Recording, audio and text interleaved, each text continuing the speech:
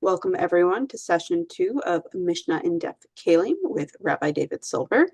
This class is part of our Mishnah in-depth series, part of our Rifka Rosenwein Mishnah Division, where students are learning 1 to 2 mishnayot in each daily on their own, and we're coming together once a month to review, reflect, and dive in a bit more. And over time, we will cover, tractates and even orders.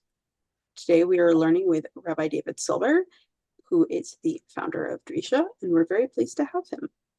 With that, I'm going to pass over the mic to him. Thank you very much. Okay, so I'm giving 3 sessions, which are fundamentally introductions to the Tractate of Keilim. Keilim is the first tractate in the Seder of Tarot, which is the longest Seder in the Mishnah. And as I mentioned previously, the difficulty in Tarot, apart from the complexity of the rules, but the main difficulty when studying Keilim is the Mishnah has hundreds of different vessels. And it's very hard to always figure out what exactly they are describing. So if one can get access to translations which have pictures, they can be very useful. And in fact, the commentaries are often divided as to exactly what is being described. That's, I think, the main challenge in Keilim, in addition to Seder Tarot in general, which is something that is, for many of us, not necessarily a subject that we have really delved into. Part of the reason being that, for the most part, the rules of Keilim are, generally speaking, not relevant to the way we live. Outside of the section of Nida and Mikvah, which are 2 of the tractates in Tractate Keilim, Tumah and Tara in general, it's not something that affects many of us. I spoke last time about whether, in general, there's any perceived value of that becoming tamei, apart from Kohanim, who are not permitted to come in contact with corpses or with graves, etc., tamei mate. But apart from that, the way most of us are living, almost all of us, these rules of ritual impurity don't have direct relevance. And is there, in fact, a value in not becoming tamei? And I spoke about that last time. I'm not going to go over that. When one reads the Torah, one definitely gets a sense that one should refrain from becoming tamei. In several places in the Torah, it sounds like one is forbidden to become tamei, or certainly to remain in a state of tumah. The way one gets out of tumah is by going to a mikvah or a mayan, some kind of a water, either spring water, depending. I'm not getting into the details of that. But for the most part, if one contracts tumah, one can escape. One can be relieved of the tumah, typically by going to a mikvah. When it comes to tamei mate, coming in contact with the corpse, that requires an additional process of sprinkling upon the person what's called mei chatat, the para aduma. And there are cases where, to become fully tamei, the person must bring a sacrifice. That comes up in Seder Tarot. That is what we call tumah yotze migufo. We talked about this last time. I'm not going to discuss it in this introduction. But in any event, this is the Seder Tarot, and the first of the mishnayot is Keilim. It's the longest, 30 chapters, and it's called Keilim. Keilim means vessels. Now, let me say that in general, when it comes to tumah, as we know, tumah is something that is transmitted, or typically can be transmitted from one person or one object to something else. And there are gradations of tumah. So the highest level, that which is most tumah, is a corpse, which is called avi avot tumah. And apart from that, there's what's called the avatumah. The avatumah can transmit tumah to other things. They become a rishon to tumah, and the some rishon can transmit to other things which become a sheni. Now, the point is that that's the general idea. But there are differences in terms of what is an av, what's a rishon, what's a sheni, what can be transmitted. But for our purposes, I wanted to mention this important distinction that we find in terms of tumah between Keilim on one hand, that tractate is Tractate Keilim, and to distinguish between Keilim and ochlim. Keilim are vessels, and ochlim is food. And there is a fundamental difference between keilim and ochlim. When in Maimonides' code, which he organizes in his Seder Torah, differently than we find it in the Mishnah, he has a whole section called Tumat Ochlim, and after that, a section called Tumat Keilim. Now, in the Mishnayot, we have Keilim, 30 chapters of Keilim. We don't have a Mishnah that's called Ochlim. We have a Mishnah that's called Machshirin. The idea of Machshirin is this. There's a distinction the Mishnah and the Talmud draws between foods and vessels.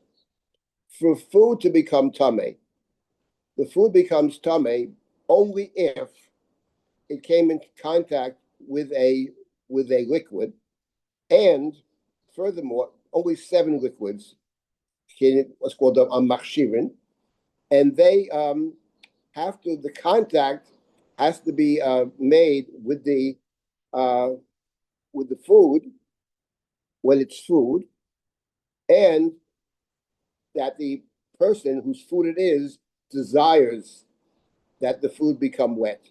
Under those conditions, it's defined already as a food, and it's not part of the ground, not part of the earth. It's already a food, and it became wet with the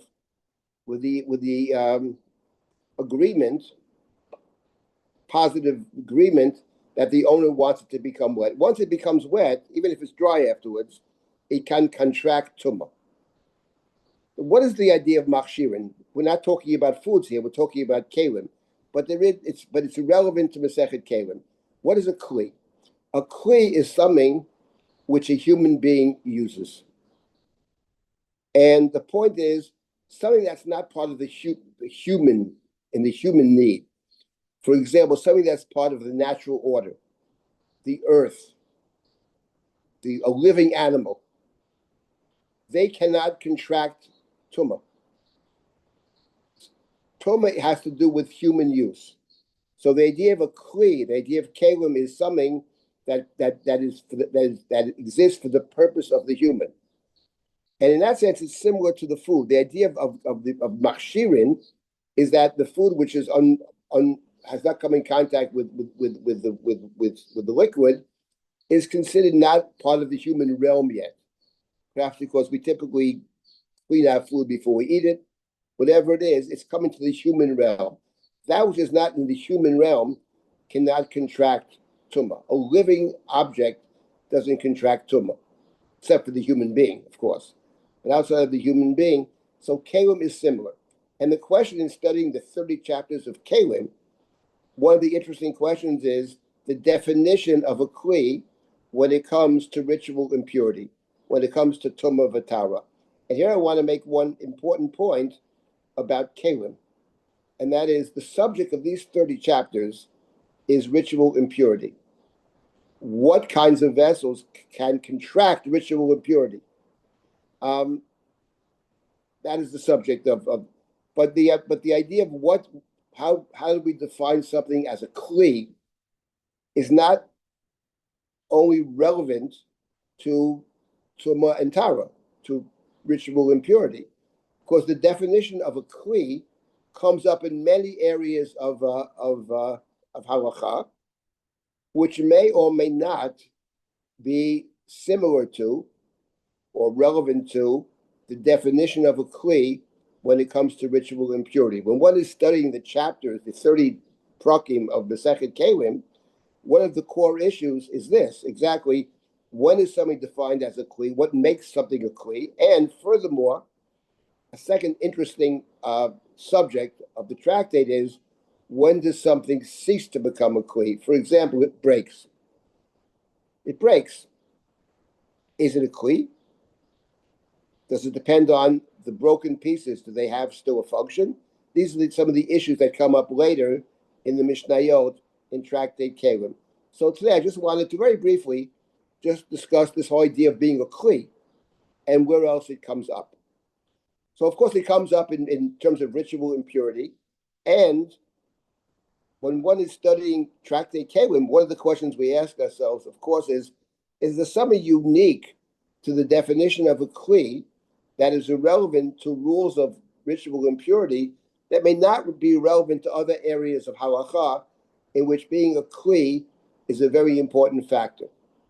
Now, the area of halacha, which actually is maybe similar in some senses to the rules of ritual impurity, where it comes up, obviously, is in terms of the laws of Shabbat, we have a concept called muktzah. Now, what does muktzah mean? Muktzah means something which has not been, let's put it this way, which has not been set aside, which doesn't stand to be used on Shabbat.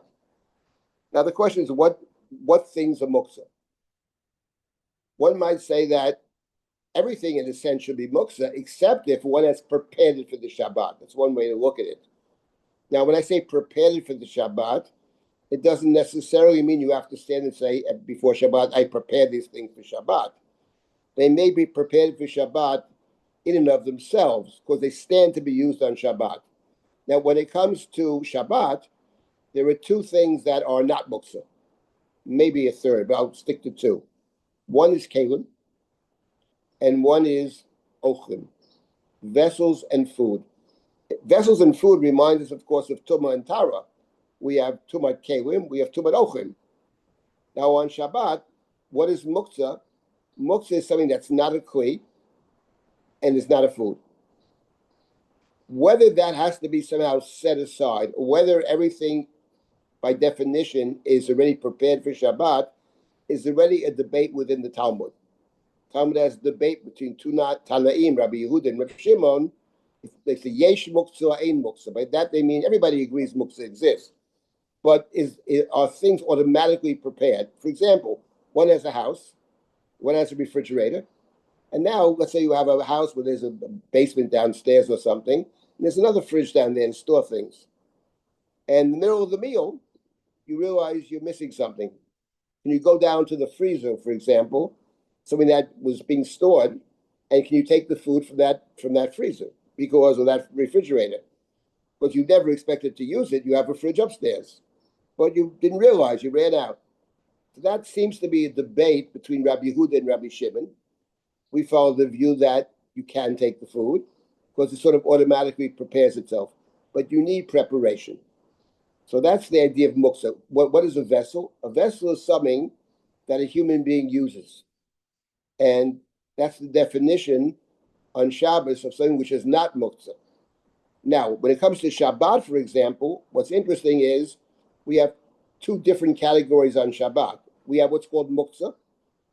Let's take the classic example of muktzah, dirt. Dirt has no use. You don't do anything with the dirt. Dirt, broken pieces of wood. On Shabbat, this is muktzah. What about something which is a vessel? A pen. Pen is a vessel. Why is a pen a vessel? Because on Shabbat, the definition of kli is something that is there for human use. That's the definition of kli for Shabbat.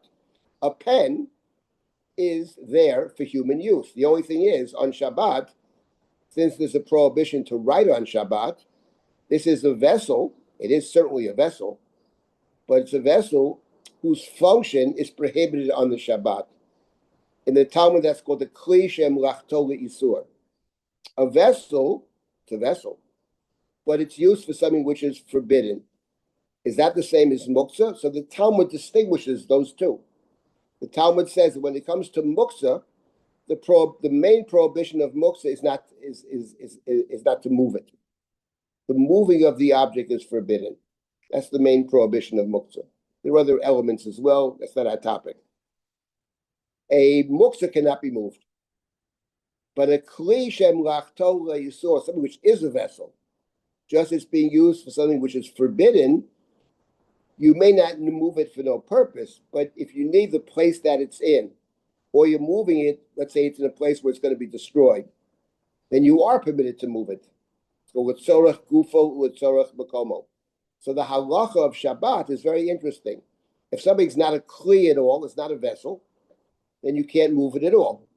If something is a vessel, it is a kli, but its function is that which is forbidden on Shabbat, That's not muktzah. That's called the kli she'melachto le'isur, and there's differences in halacha. So I mentioned this in terms of a kli. When it comes to muktzah, it's very important to know what is a kli and what is not a kli, and how do we define a kli.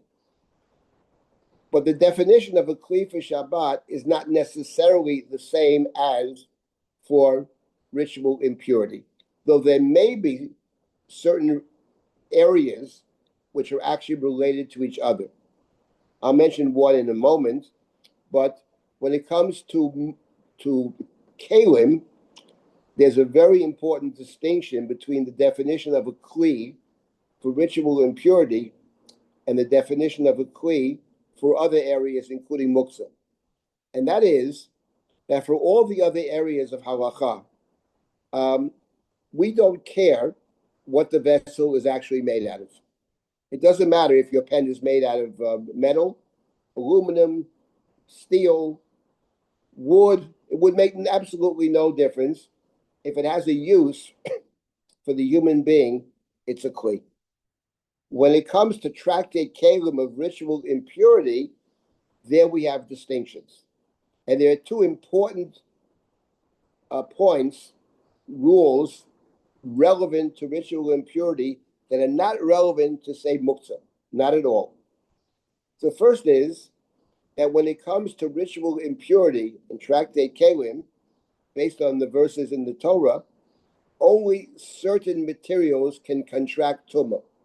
For example, if you have a vessel made out of stone, that vessel cannot contract tumah. It doesn't matter. Those vessels are not contracting tumah. There are only 7 different kinds of vessels that can contract tumah. This rule about the material does not apply to any other area outside of ritual impurity. On Shabbat, it makes no difference. If you have a cup, it could be a wooden cup, it could be a metal cup, it could be a stone cup. It makes absolutely no difference. It's not muktzah because it has use. That's point number 1. Point number 2, which is very important, and maybe we'll talk about this in the next session, the third introduction to Tractate Keilim, is that when it comes to ritual impurity, one of the important elements or part of the definition of what can contract ritual impurity, it's something which actually can contain something, what is known as a beit kibul. It's something that contains something. Something, let's say, for example, which is flat. It has no container. You can't pour anything into it or put anything in it. Does that contract ritual impurity or not? That depends on the material. There's a distinction between the two main, well, there are 3 main materials which Tractate Keilim talk about. Most of the Tractate compares and contrasts 3 materials. There's earthenware, cheres. There is metal, matechet, and there are wooden implements, eitz. And there's a difference that the Tractate draws between, for example, metal implements on one hand and wooden implements on the other. Wooden implements contract impurity if they can contain something. If they're flat, called pshute kle'etz, then at least on the Torah level, they cannot contract impurity. One of the complicating features of all these rules is that there is what's true on the Torah level, then there's all kind of rabbinic rules which are added on and complicate things tremendously. But on the Torah level, what's called pshute kle'etz do not contract tumah. That's not true of metal. You have a metal knife, a metal fork, or whatever, those things can contract tumah. There are other rules and differences between wood implements and metal implements, and I think next time I will be happy to point out some of them in the tractate. That's obviously a difference. On Shabbat, it's irrelevant. If you have a knife, that's a kli for the purpose of Shabbat, because it's there for human use. So of course it's considered a vessel. Whether it's a round vessel, a container, or flat, is absolutely irrelevant for Shabbat, but is very relevant and very significant when it comes to the rules of Tractate Keilim, of Masechet Keilim. So the main area in which there may be relevance or similarities between the definition of a kli is Shabbat and Tumah V'Tara, although, as I point out, in many ways they're very different. But the Talmud actually, in one place, actually discusses whether these two things are comparable in the following area. That is to say, if you have a vessel, you have a pin, for example, a needle. A needle is a kli. A needle has both a little hole on top where you put the thread through, and it also typically has a point. What about if the needle point breaks, or whether the hook on top breaks? Is that still considered a kli or not considered a kli? There already, it's discussed in the Mishnah in Keilim, and there in the Talmud, there's a discussion whether whatever the rules of ritual impurity are in the Mishnah is relevant to the rules of muktzah when it comes to Shabbat. That's already a discussion in the Talmud. But my point being that there is at least one area where the Talmud itself suggests that the rules of ritual impurity, which are certainly found in the Torah, and are understood by the Talmud to be coming from what's called Halach LaMoshe Misinai, transmitted to Moshe, which have the status of Torah law. Muktzah is, for the most part, rabbinic. There may be one area of muktzah that is from the Torah, but muktzah fundamentally is rabbinic. Okay, but is there relevance to the two have something in common or not? That's already a discussion in the Talmud. So we have, it's actually very interesting that these are two areas where Keilim, definition of a vessel, is significant, Tumah V'Tara and Muktzah, but there are several other areas where the question of what is a kli comes into question, and there also we can think about whether it's relevant to laws of ritual impurity or not relevant to ritual impurity. For example, this is actually this is a big question in studying Mishnah and studying Gemara. One of the things we try to look at is to see similarities between different areas of halakha, different areas within the Mishnah, and then to think about, are they really the same? What possible distinctions are there between the different areas? Let me pick another example of something where a kli, where a vessel may be central. We just now, we're talking now, it's after the holiday of Shavuot, and the holiday of Shavuot, we are reading Megillat Ruth, the Megillah, the story of Ruth and Naomi, Boaz, and all that. And the last chapter of Megillat Ruth, Boaz, one of the heroes of the book, wants to marry Ruth. He wants to marry Ruth. Ruth's husband has died. She has no children. Naomi's husband has died. She has no children. So part of the story has to do with what's known as, generally speaking, levirate marriage. But there's also something else there, which is that Naomi's field, either her field or maybe her husband's field, apparently has been sold. Perhaps before they leave the land, her husband Elimelech sold his field. Not clear. What is clear is that someone should reclaim the field for Naomi. And Boaz, who's the second closest relative, is a closer relative. He says to the closer relative, "Listen, we are relatives.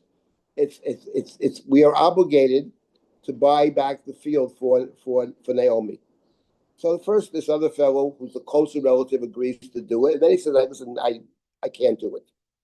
So Boaz is going to somehow be obligated to be the one who's going to be the redeemer, to be Goel. And the book of Ruth says, in a difficult passage, that in those days, the way one took on an obligation by giving someone else a shoe. So Slifanim b'Yisrael shalav ish na'alo v'natan l'reyegu. So someone is taking off the shoe and giving it to the other one, without getting into all the details of the story, because the story there in the last chapter of Ruth seems to be a combination of two very different things. One is buying something back, and the other is agreeing to marry Ruth, a kind of levirate marriage.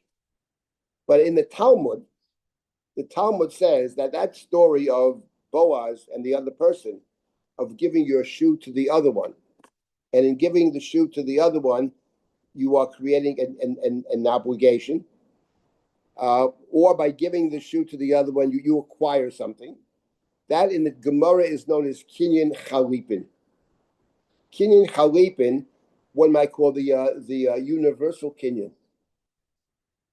We see this, for example. I'll give you an example where kinyan chalipin comes into play in every day, happens often, which is this. If you have a wedding and the bride and the groom are in different rooms, the groom has agreed to make financial commitments to the bride. There are commitments made during the marriage, and there are commitments that in case of the marriage ending, divorce or death, so there is a ketuvah. But the standard ketuvah that we have has two different pieces to it, actually more than two. But one is the standard obligation, which is found already in the Talmud, married woman, the divorced woman, etc., different financial obligations. But in the ketuvah, there are all kinds of other obligations which the groom has taken upon himself. So you don't have to make any special kinyan for the standard obligations. They're a takana. The groom is automatically obligated to pay the ketuvah in the event the marriage dissolves, etc. But what about all the other stuff? It says in the standard ketuvah that the chatan has agreed to take on additional obligations. What makes those obligations valid? For something to be an obligation to be valid, has to be some kind of formal act. So if you recall, if you've ever been to what they call the chatan's tish, in the weddings where the kala and the chatan are in different rooms, for example. So usually the one who's performing the ceremony, the Masada Kedushin, will give something like a pen. Takes out a pen, gives the pen to the groom takes the pen and gives the pen back. What is that all about? Why is the Masada Kedushin giving a pen to the groom? Because the pen to the groom, by the groom accepting the pen, he's receiving a pen. In response to receiving the pen, the groom is obligating himself to pay all the additional things that it says in the ketuvah. Actually, the one who should give him the pen should be the bride, but the bride's in a different room. So let's say the rabbi who's doing the kedushin, whoever's doing the kedushin, is acting on behalf of the bride. Now that pen is actually returned afterwards, typically given back. But that kinyan, that symbolic kinyan, I'm giving you something, I'm giving you a pen. And in return for receiving the pen, you can either acquire something or you can be obligated. Kinyan chalip, it's called kinyan chalipin, exchange kinyan, and it's the kind of universal kinyan. It works both to acquire and also to obligate. And the source of that is the passage in the book of Ruth that someone gave to the other one a shoe. Now in the Gemara, the Talmud asks the question, it doesn't have to be a shoe, but it has to be a vest, has to be a kli. And the Talmud has a debate. What is the definition of a kli for the purpose of chalipin? And there's the debate in the Talmud. What about, instead of giving a pen, which is a vessel, the Masada Kedushin gave the groom a nice apple, a piece of fruit or a grape. Does that work? That's a debate. One says no, has to be a vessel. Can't be an ochel, it's got to be a kli, right? The other one says no, it could be anything. It doesn't have to be specifically a vessel. Then there's another question. What about instead of giving a pen, the Masada Kedushin gives money, gives a coin. Can a coin function as for the purpose of this kinyan or not? And the interesting question is the coin a vessel? You would normally think of a coin not as a vessel, but maybe for the purpose of this kinyan, a coin is a vessel. In other words, the point is the definition of a kli for the purpose of kinyan chalipin, which is the universal kinyan. for the purpose of kinyan, you need a kli. The Gemara presumes you need a kli. The source is the Book of Ruth, but the definition of kli could be very different from the definition of kli for the purpose of Shabbat, or definition of kli for the purpose of ritual impurity. So, in other words, Tractate Keilim, we're thinking about Keilim, and that's what this tractate is about. What defines something as a kli? What could happen, which means something is no longer a kli, etc. Maybe on the next session I will deal to some extent with that and try to delve a little bit more deeply in terms of the tractate, what is a kli or not. And there are other areas of halacha which require a vessel, but they may have a very different definition of what is a kli or not a kli. One area in which you require a kli, but before I get to that one area, there is one area, I think, where the material actually matters. Now, it doesn't matter in that other materials invalidate. Well, it depends. What I'm referring to is a kli sharet. The service in the temple, the sacrificial service of the temple, as the Mishnah describes it in Seder Kodshim, previous Seder, which deals with the sacrifices, etc. The main element of the sacrificial service, according to the Mishnah, is the sprinkling of the blood on the altar. And for the most part, with one exception, the blood taken from the animal has to be collected inside a vessel, inside a kli. That's called a kli sharet. So, kli sharet, what is the kli sharet made out of? So certainly the kli sharet of the temple was made either out of silver or out of gold. It can be made out of any metal. Can it be made out of wood, for example? Perhaps not. In other words, there actually is the one area where certainly, optimally, you require a metal, silver or gold. Other metals may be good enough. What about other materials? So that's one area where the material actually matters. But generally speaking, it doesn't matter at all in the other areas of kli what the material is made out of. For example, I'll mention one other example. There's several others. I mentioned one where we need a kli, and that is washing of hands, netilat yadayim. Netilat yadayim for a meal requires a vessel, a kli. Now the question is, what is the definition of a vessel for the purpose of washing hands before eating bread? It's interesting, by the way, that washing hands before eating bread, one possibility that's discussed is the reason for washing hands before eating bread has to do with ritual impurity. That's a whole other question. Why do we have to wash hands before we eat bread? So there are couple of different sources in the Talmud, but one relates it to ritual impurity. Maybe next time I'll talk about this. It's more relevant to Tumat Ochlim than Tumat Keilim. But in any event, you need a kli. What is a kli? What kind of vessel? Certainly, it doesn't matter if they're made out of wood or out of stone. Some very beautiful cups for the Tilat Yadayim made out of stone. But Tumah V'Tara, that's not a kli. Stone. It can't become tameh. So when it comes to Netilat Yadayim, the material is absolutely irrelevant. What is relevant is it cracked or broken?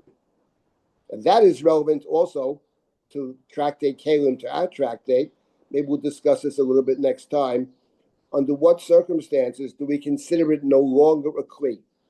There's a whole set of mishnayot, depending on the object, when it ceases to become a kli. And that might be relevant, as I mentioned before, to the rules of Shabbat as well. In other words, let me just sum up what we have in this little introduction to Tractate Keilim. Tractate Keilim is about vessels, not about foods. And as I mentioned last time, foods and vessels have different rules about contracting tumah. When it comes to Keilim, the more severe ritual impurity can attach itself to vessels. When it comes to food, first of all, only food under certain conditions can become tameh, and food can only pass on tumah only under certain conditions. Food typically doesn't pass on any impurity to another food. Keilim can. So there are distinctions we'll talk about the next time between food and vessels. But in terms of this little introduction, I wanted to point out that Tractate Keilim, when you're studying these 30 chapters, and we'll deal a little bit more next time in the next introduction, you have to keep in mind with talking about vessels for the purpose of ritual impurity, but the definition of vessels in other areas of halakha, muktzah on Shabbat, a kli for the purpose of kinyan chalip in the universal kinyan, a kli for the purpose of a cup, for example, in Netilat Yodayim, and there are other areas. Each area has to be studied independently. So I'll stop here at this point with this introduction. Next time, we'll deal with more of the nitty-gritty of Tractate Keilim and some of the distinctions between wooden vessels and metal vessels and other materials, and what the important distinctions are. Of course, cheres, the earthenware. The tractate begins, first chapter of Keilim, the first several chapters. By chapter, I mean it's divided into 3 different groups, 10, 10, and 10. So the first set of 10, most of it deals with what's called the kli cheres, and that has its own special rules. So next time we'll talk about the distinctions between a kli cheres, a kli matechet, and a kli eitz, and maybe discuss briefly what's called a medras, which is also relevant to Tractate Keilim and also to other tractates within Seder Tarot. Thank you very much. Look forward to our next introduction.